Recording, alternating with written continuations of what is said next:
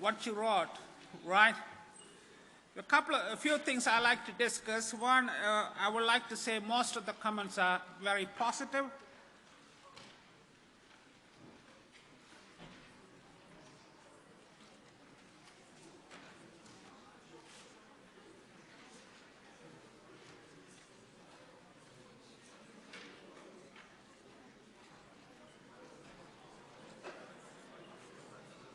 Right, and I thank you very much for your mostly very positive comments about my teaching.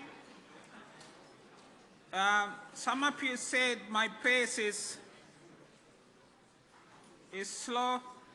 Some of you said it is okay. Some of you said it is fast. So I'm kind of confused about which one of this is correct. So I don't know. I hope you find my pace okay, right? Number 3 is about the quiz. I mean, some of you said, the purpose of the quiz is to make you learn the course as you go along, right? So every week, you don't just copy the notes, but you learn. You learn what is taught in the lectures every week and apply them. Some of you said you don't like quizzes and you found it too hard. But the quizzes are basically based on what I teach, basically. But they are a little bit more than what I teach. So you need to really go out and think. Like quiz 1 was based on summary statistics. Quiz 2 is basically the normal distribution. The integral of the normal PDF equal to 1. Quiz 3 is the negative binomial, is related to what I taught on Monday. Quiz 4 is based on what I will teach today, and so on. So they are a little bit, they are testing you what I teach you every week. So you learn something every week, not just copy the notes. And plus, as you know, that I spend a lot of time marking. There are nearly 400 students taking this course. I mark all those papers by myself. I write the feedback. I input the marks and scan all of the 400 papers and email you, which is lots of work for me. But I do love. I do care, and I like putting all my time doing that work, and I hope you also appreciate the work I am putting in, because nobody at the university does this. Right. I know that they are challenging. They're not straightforward ones, but you need to really put the effort, guys. And some of you said, I'm not following the notes.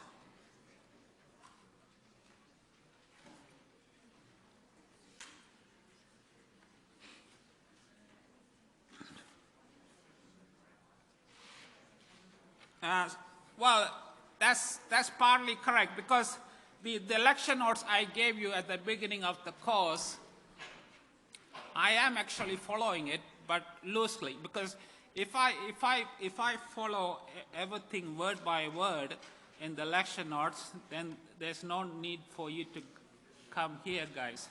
So I'm trying to teach you something which is supplementary to what is in the lecture notes. You should see what I'm saying. I am kind of following what is in the lecture note, but what I'm teaching you is on top of what is in the printed lecture notes. And number 5 was, some of you said the lab tutorials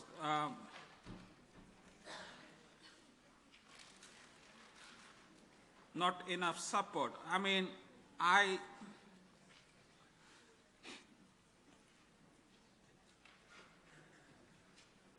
As you know, there are 5 sessions every week. There are 5 lab sessions or 5 tutorial sessions every week. I go to 3 of those sessions. And the other 2 sessions are handled by my colleague, Tim Waite. And during my sessions, I nearly tend to I do take my time to talk to everybody in the lab session or tutorial session. So I don't know what you really mean by saying that you don't get enough support. I don't know. I don't know how the sessions by Dr. Wade are handled. I'm not sure, but if you don't get enough support, you can come to my sessions, right? I mean, I take the sessions on Monday morning and also the sessions on Thursday. So if you feel that you're not getting enough support, you can come to my sessions, guys. And finally, number 6 is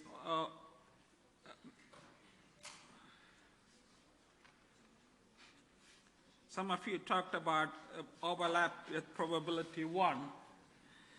It is partly true. I mean, what I have, or some of what I have taught so far is overlap with probability 1. But from next week onwards, hello guys, from next week onwards, the stuff I will cover will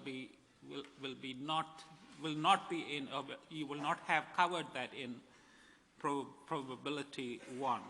Okay. So these are the comments I have with respect to the big 3 comments that you wrote. Once again, I'd like to thank you very much for all the positive comments you wrote about me. Right, I really appreciate them. Okay? Right, now before I start, let me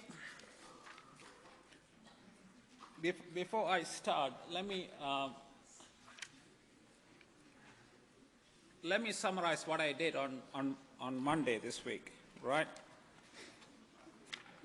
On Monday, we talked about the binomial distribution. So can you listen, guys? The binomial distribution, as all of you know from probability 1, is given by this probability mass function, right? The CDF of the binomial distribution is given by this. In R, these are the commands for computing the binomial distribution, right? And the properties, the mean and the variance of the binomial distribution are given by this. I'm sure all of you know that. And then I did a couple of examples. This is example 1. Yeah. Then I did a second example. This is example 2. Then I did a third example. In the third example, it was quite difficult to compute this because the n parameter being so large, it's difficult to compute sums like this. So I asked the question, is there a simpler way to compute probabilities like this when n is large, right? And this is where I talked about the central limit theorem, which is, once again, you covered this in probability 1. So the central limit theorem says that this approaches the standard normal random variable as n approaches infinity, right? Then I talked about how you can use the central limit theorem to derive an approximation for the sum of xi. That is, if n is large enough, then the sum of xi can be approximated by this normal distribution with parameters n mu and n sigma squared, right? And then I applied this result, which I call star star, to the binomial, right? Because remember, a binomial random variable is a sum of IID. Oh, some of you asked me what IID means. I thought you knew, but if you don't, I'll write down here. IID means independent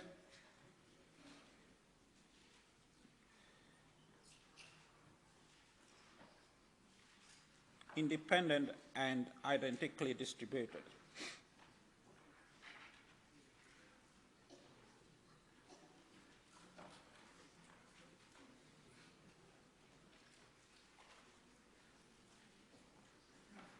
All right? So IID, right? Independent and identically distributed. That's what IID means. So when you have a sequence of IID Bernoulli, you know from probability 1 that the sum of xi has the binomial distribution. So using this fact, n double star, you can argue that if n is large, then the binomial distribution can be approximated by a normal distribution with these parameters, right? All right, guys? All right, now, before I go to the next topic, I like to do just one example. I like to just do one example, right? I know the examples are good for you guys.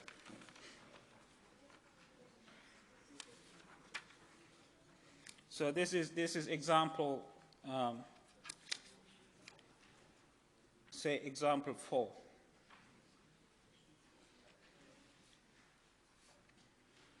Okay, suppose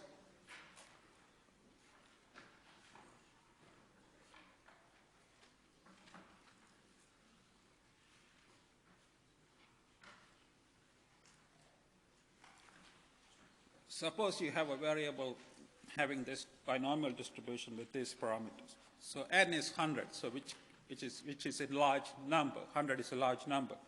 So suppose you want to find the probability that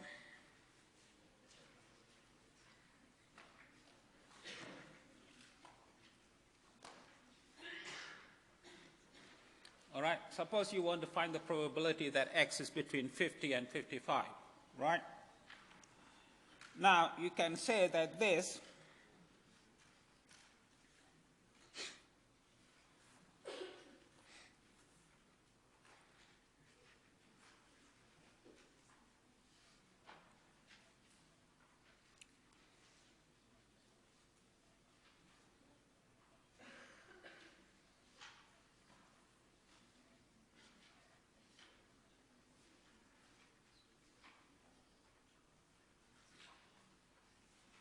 you see what I'm doing, guys?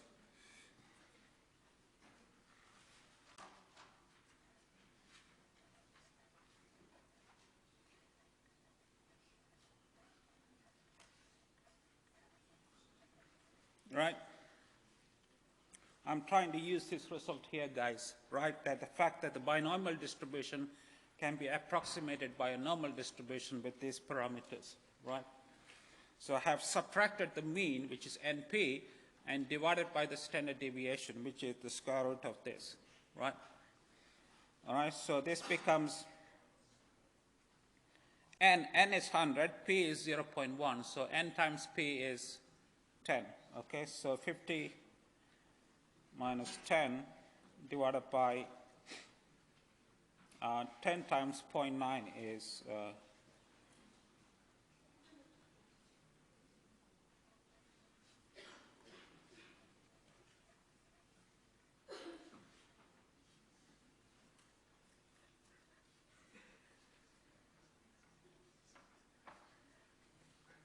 you see what I've done? I just subbed in the numbers for n. N is equal to 100, p is equal to 0.1. So you get,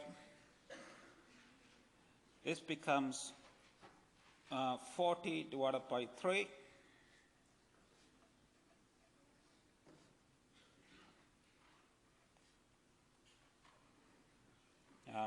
And this becomes 45 divided by 3. Okay?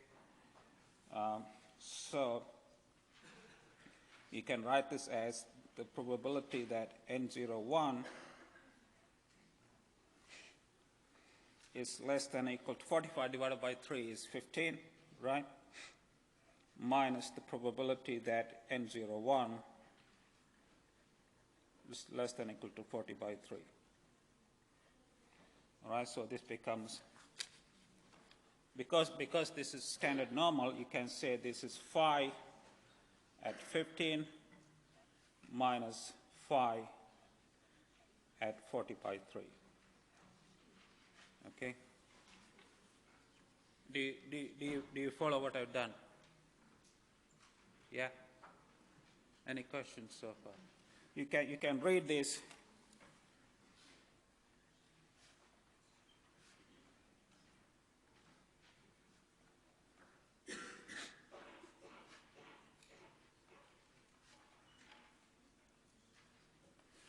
Okay, you can read these numbers from the table. Remember, I gave you guys a table. I didn't give you, but it's in the course website. I showed you a table which gives you the values of phi. Phi is the CDF of the standard normal, right? All right, guys? Yeah. Right, so that's just one example. One example on the use of the approximation, that is the approximation that the binomial distribution, when n is large, can be approximated by a normal distribution. Right, the next thing I want to talk about is perhaps new to you. Hopefully you haven't done this in probability 1. I don't know. If you have done this, let me know. Okay. The next thing I'm going to talk about is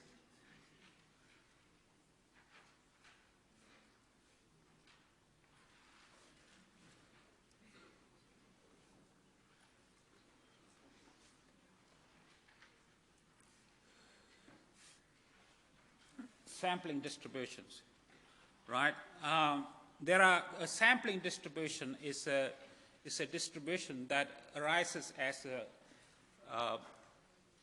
from a function of the data, right?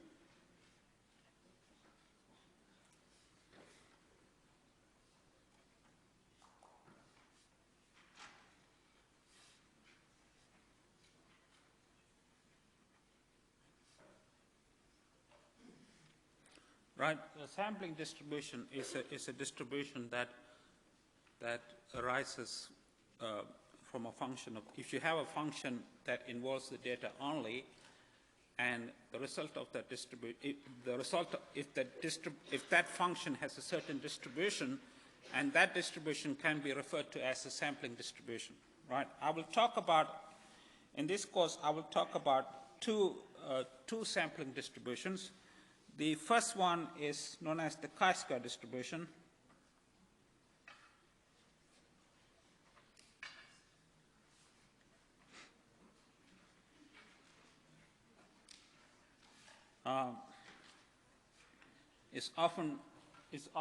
Chi-squared is often denoted by the Greek letter chi, right? And the second one is known as the student's t distribution.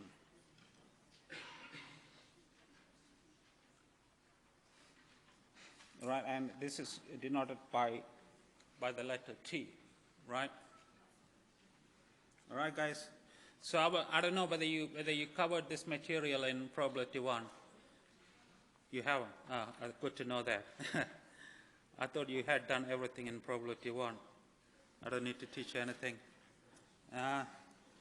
Okay, guys. So let me first start by talking about the chi-square distribution, right? Number 1, chi-squared.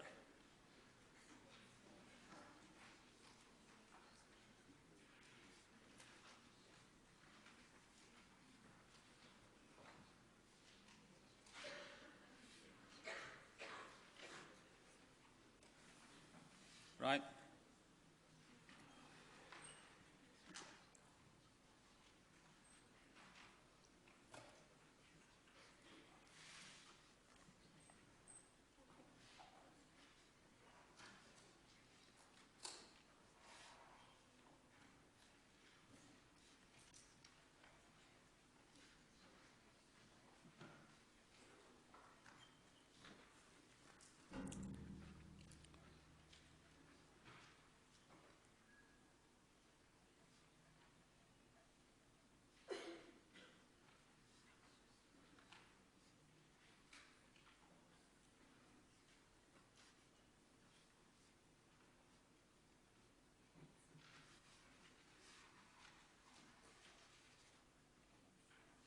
All right, suppose you have a random variable x that has this as the PDF, right? So x is positive, and there's a parameter a. A is also a positive number. The parameter a is known as the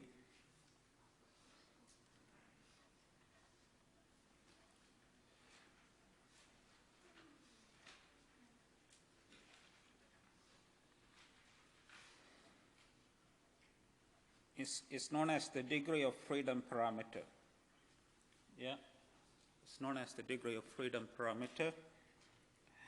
And if x has this distribution, if x has this PDF, then we say that x has a chi-square distribution with parameter. So this is the notation I shall use. This notation means that x has a chi-square distribution with degree of freedom equal to a, right? Oh, by the way, do you know what this function means, this function here? You seen it before? Yes? No? Oh, come on, guys. Why you say no to everything? Huh? What is it known as? Anyway, I will explain that in a minute. So this notation means that the variable x has a chi-square distribution with parameter a, or degree of freedom a, right? Okay? Now, okay, let me explain. So this is an aside, okay? Now, this is, you should have something like gamma of alpha, right? It's defined as follows.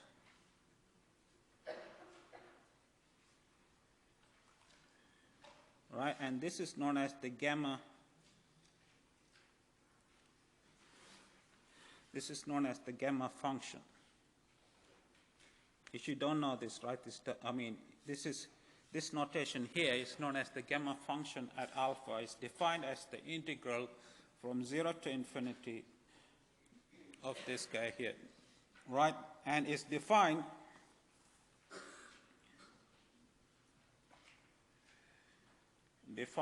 over alpha belonging to the real line, right? Excluding alpha equal to 0, minus 1, minus 2, etc. So the gamma function is defined over the real line from minus to plus infinity, but excluding the points 0, minus 1, minus 2, etc., right?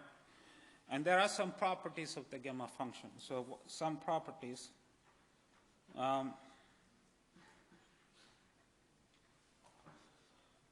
one is that if alpha is an integer n, right, if n is an integer, then gamma at n is equal to n minus 1 factorial.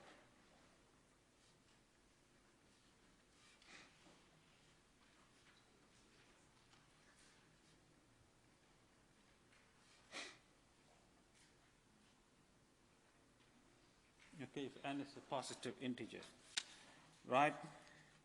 And gamma at alpha plus 1, this is 1, 2, gamma at alpha plus 1 is alpha times gamma at alpha. This is property number 2. Property number 3, gamma at half is equal to square root of pi. Okay? So these are, and also one other property, gamma at 1 is equal to 1, right? Okay? So these are some properties of the gamma function.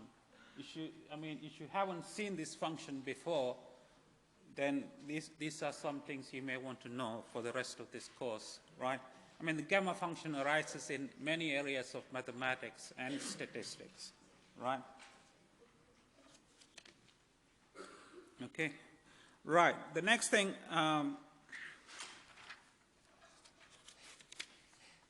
the next thing I want to talk about is, okay, going back to the chi-square distribution, I want to, all right, before I talk too much, let me give you in R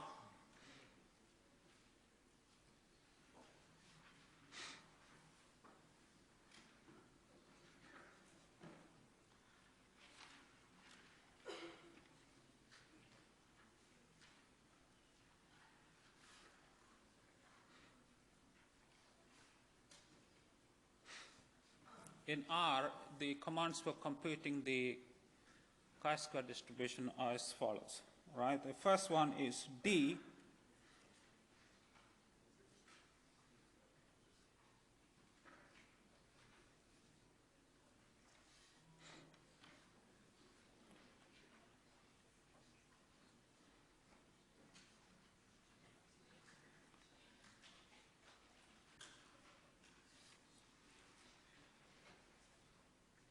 right? Can you guys listen, please? So this command here, d chi-squared in brackets x comma df equal to a, computes the PDF of the chi-square distribution, right? And the command p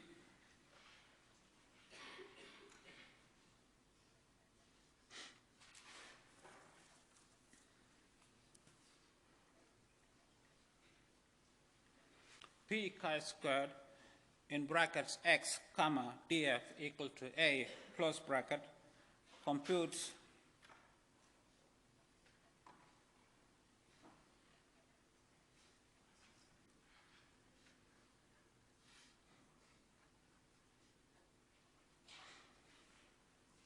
the CDF of the chi-square distribution, right?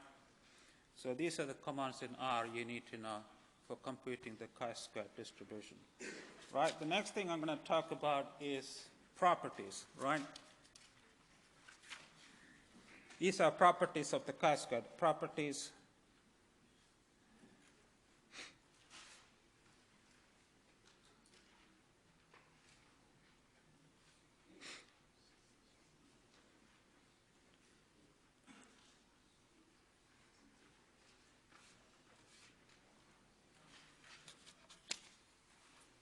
okay.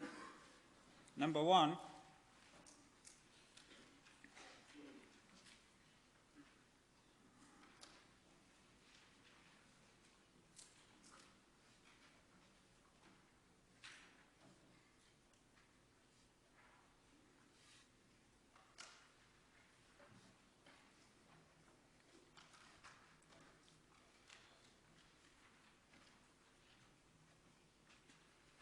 suppose you have a random sample. You know what IID means, independent and identically distributed from a normal distribution with mean this and variance this, right? And then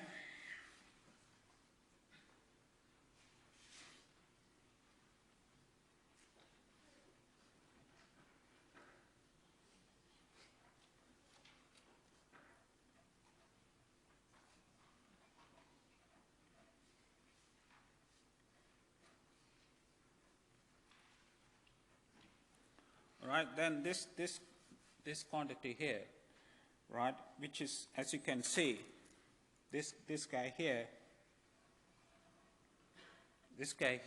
is a function of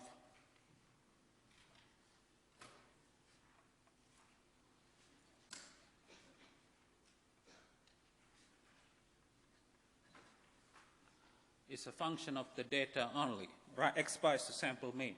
So as I said before, a sampling distribution arises when you have a function that involves the data only as a certain distribution, and that distribution is known as a sampling distribution. So what you see here is that you have a function which involves only the data, and it has a distribution which is chi-squared with n-1 degree of freedom. And that is exactly why the chi-square distribution is known as a sampling distribution, right, because of this property, right?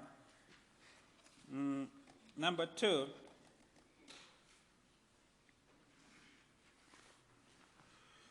the expectation of x is equal to a. Number three, the variance of x is equal to 2 times a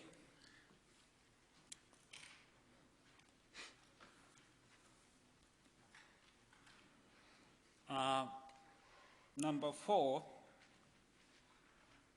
you should take a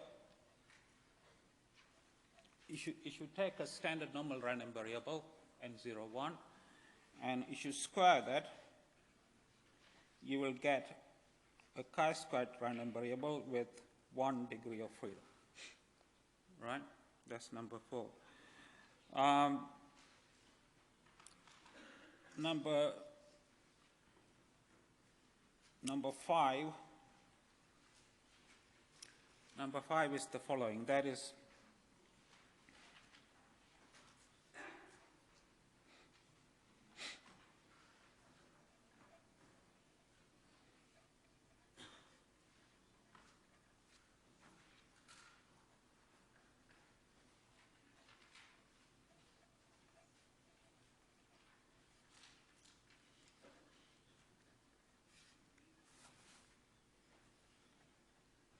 if you have two variables x1 and x2, both are chi-squared random variables, one with degree of freedom a, the other with degree of freedom b, then the sum also has a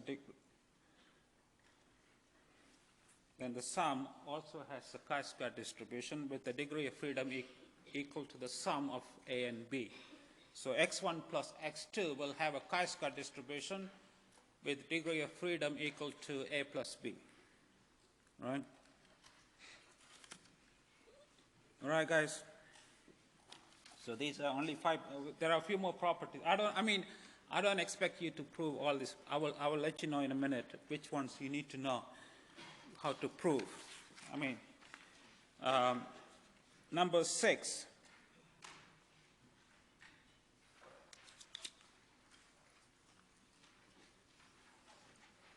Number 6, if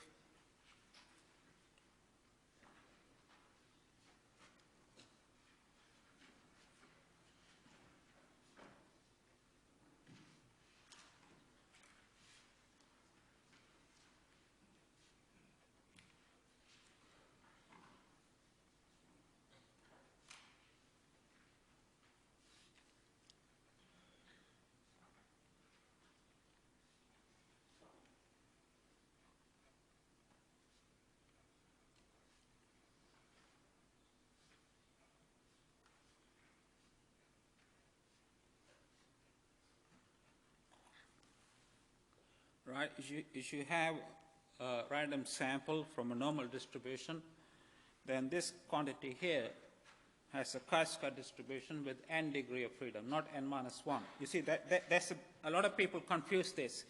There's a big difference between this and this. Right here, the degree of freedom is n minus 1, and here the degree of freedom is n. There are two different results.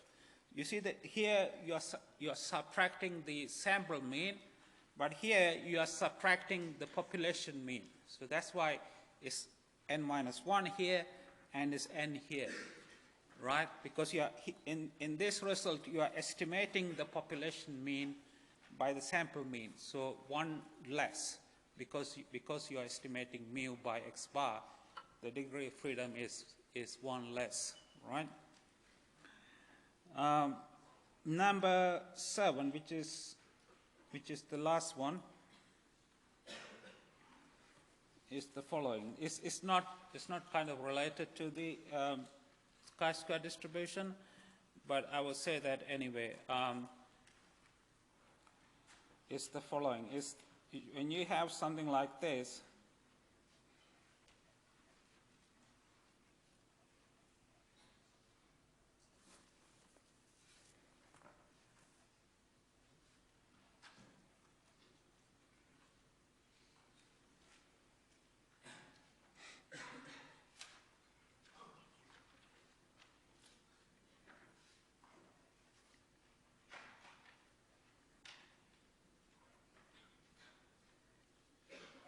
right?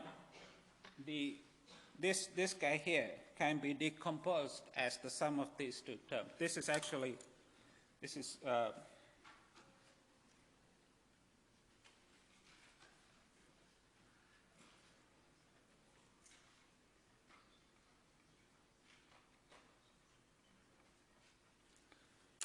related to quiz 4. You should look, I mean, I don't know whether you had a chance to look at quiz 4, which is already online.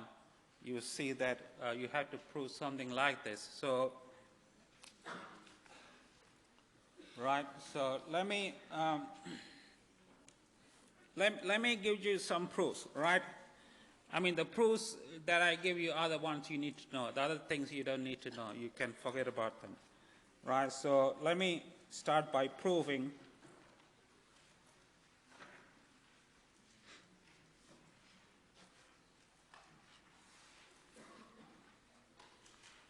the proof of 7.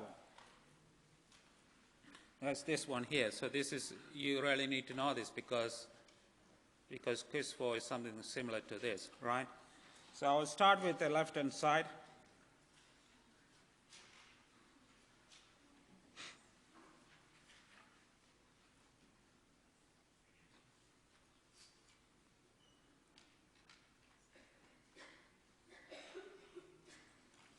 Right? And I want to show that this is the same as the right-hand side, okay?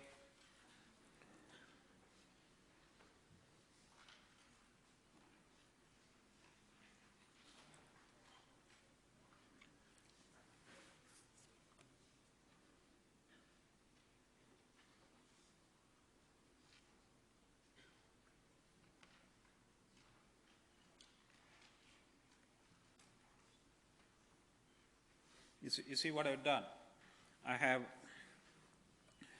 introduced a mu, a minus mu, and a plus mu. So I haven't changed anything, right? So let me put brackets around this so that you can see what I'm going to do next. Right? You have sum of two terms, power 2, right? So this becomes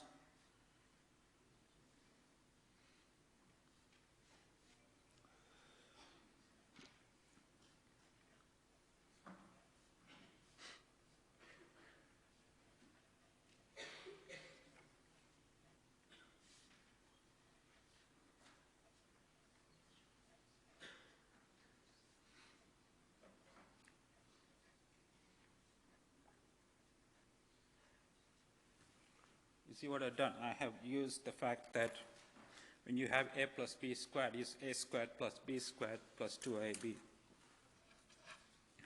Right, now I'm going to take the sum. I'm going to take the sum inside the square brackets. So you get 3 different sums.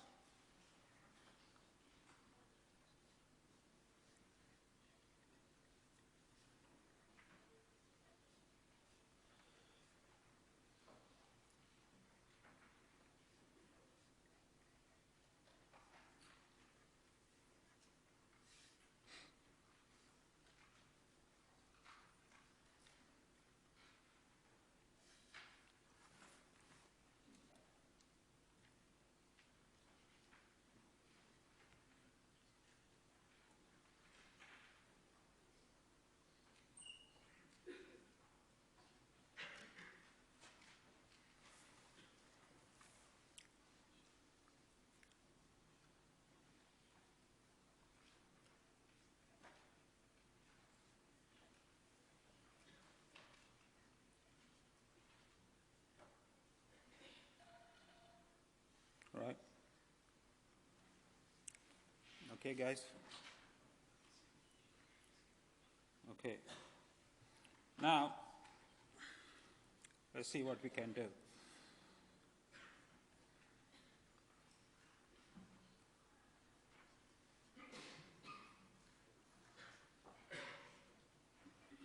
Now, can somebody tell me what the sum of this term is? What's the sum of mu minus x bar squared? It doesn't depend on I, right? So it becomes what?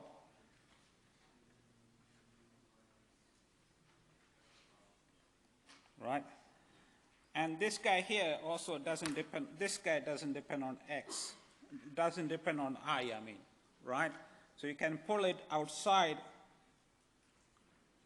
outside the summation, right? So it becomes 2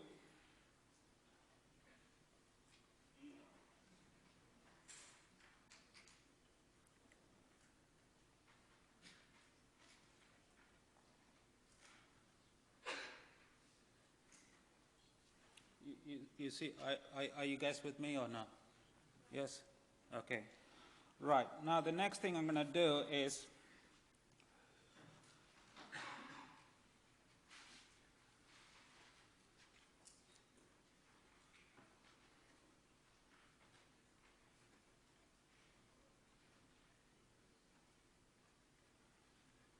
I'm going to take the sum here, right, inside the bracket, open brackets, right?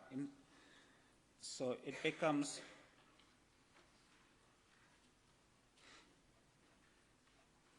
the sum of xi minus the sum of mu, which is n mu.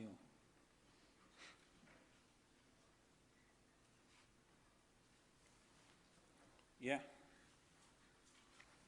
So we are getting there slowly. Right. Now the next thing is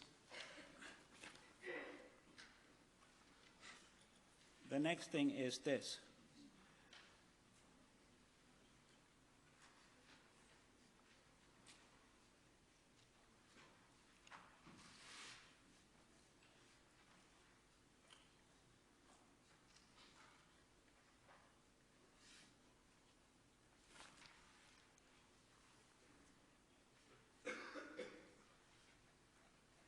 Now, the sum of xi is what? You can write that as n times x bar, right, minus n mu.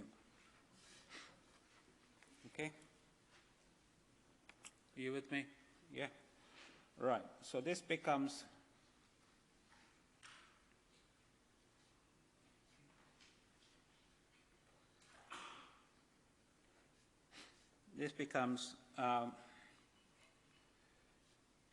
and you can write this as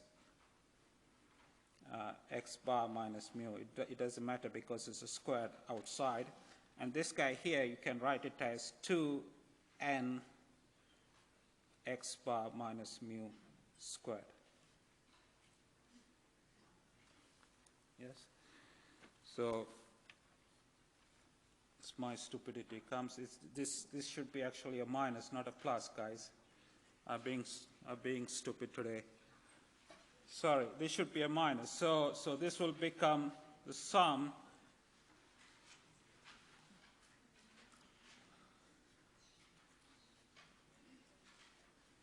of n minus 2n is minus n x bar minus mu squared. So the proof is complete.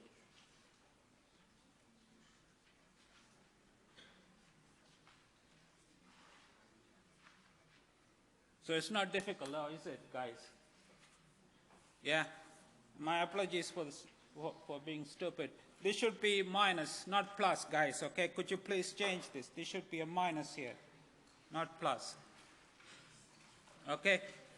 So this is how you prove property number 7. And quiz number 4 is similar to this. If you follow what I've done here, guys, if you follow what I have done here, you should be able to do quiz 4 without much difficulties. Right? Okay? All right, guys? Any questions so far? You all right?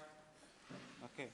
Right, the next property I would like to prove, if I have time, is property number 2. Let me see if I have time.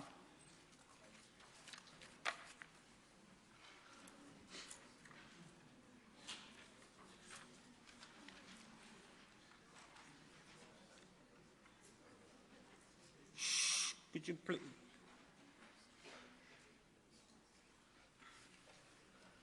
Proof of property 2. So that's expectation of x is the integral from 0 to infinity of x fx dx, right? So this will be 0 to infinity of x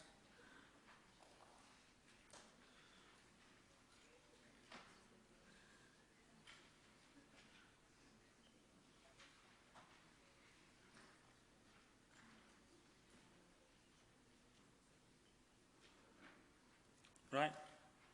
Yes. Now, you can write this as, if you pull this outside,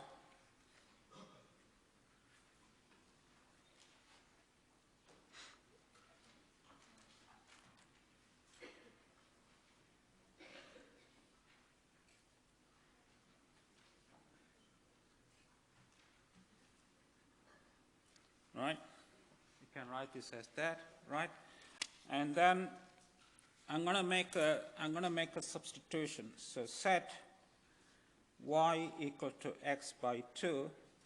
So x equal to 2y, and dx equal to 2 times dy. All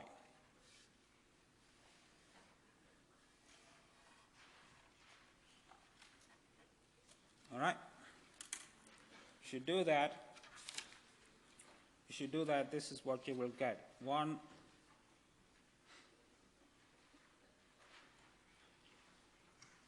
Can you guys just give me a couple of seconds, guys. It's not gonna take all your time.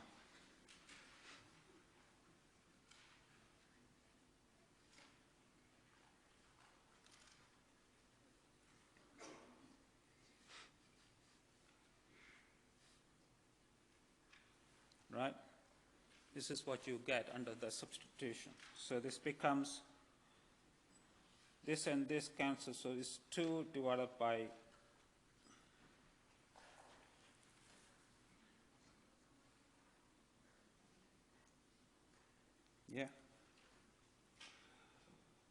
times the integral from 0 to this y a over 2 e of 1 is y dy. Right? Now, do you remember this integral, guys? I just talked to you about a few minutes ago. If you remember, do you remember this that I mentioned? Yeah, so what is this integral equal to? This is equal to 2 divided by, because of the definition I gave you, this guy here is equal to gamma of a over 2 plus 1, right? Now, if you use this property number 2 of the gamma function, you can write this as, using this property, you can write this as a over 2 times gamma at a over 2. So, therefore, these two guys cancel, the 2 and the 2 cancels, and the answer is equal to a. Right? Are you with me or not? Yes, right. Okay, next time we will talk about the second sampling distribution, which is known as the student's t distribution, right? And this afternoon we have an lab session. So if you haven't been to any of the lab sessions this week, please come to the one this afternoon from 3 to 4 p.m. today, right?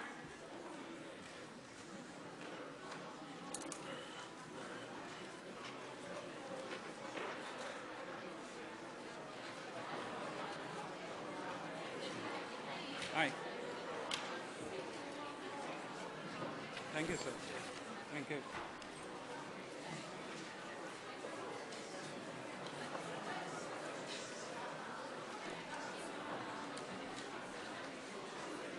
Thank you, ma'am.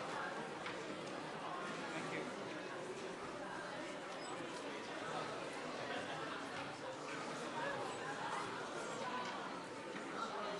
Well. I would like you to prove by taking the sum of this. You know what I'm saying? Can I write on top of this? What I want you to show is that x times p x of x from r plus 1 to infinity. So r to infinity is equal to r over p. Can you try to show it there?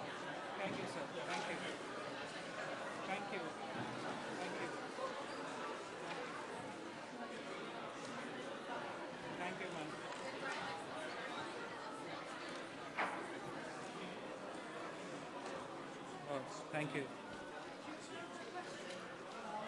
Which one? It's about when you're approximating the final Yes. going from straight onwards. Yes.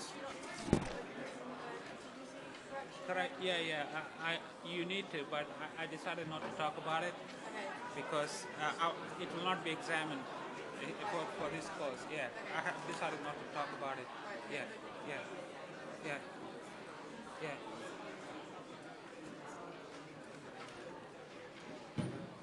Yeah, yeah. So you want to help somebody? Oh, yeah, yeah. Okay, yeah, yeah. That's fine. Yeah, that's fine. Yeah. Thank you.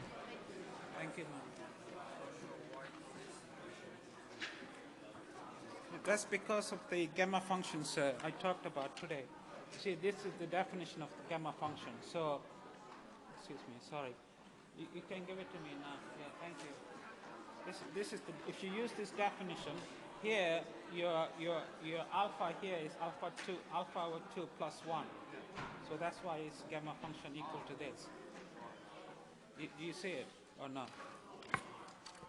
I mean, you should compare this one with this one. You will see why I get this. Hello, guys. You have a question? No, so I got an email about the tutorials. Okay, just a minute.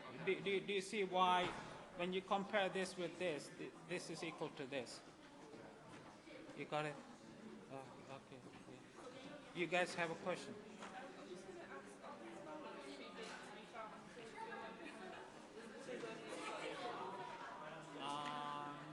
It will be, yeah, both of them will be equal to 1. So both of them will be equal to 1, yeah. Yes, ma'am. Yeah.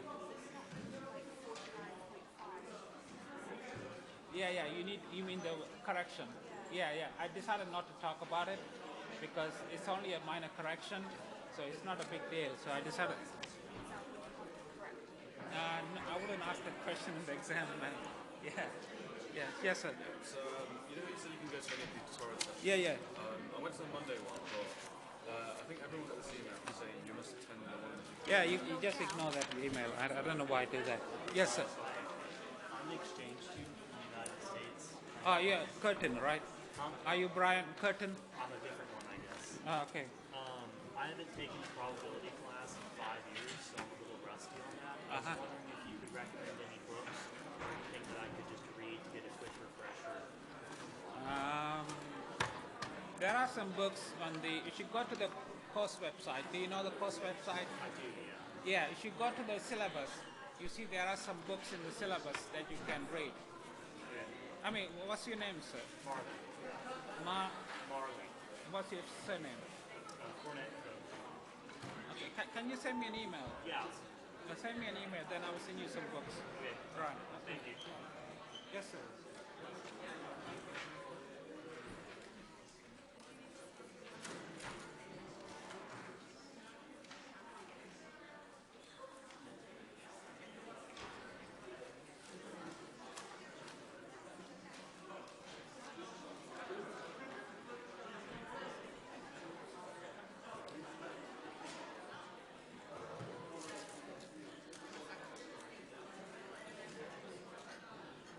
Hi, sir, that's this is okay. yours, right? That is mine.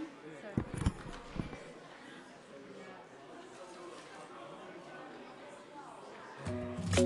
Come over and start up a conversation with just me, and trust me, I'll give it a chance. Now take my hand, stop it, and the man on the jukebox, and then we start to dance. And now I'm singing like, girl, you know I want your love. Your love was handmade for somebody like me.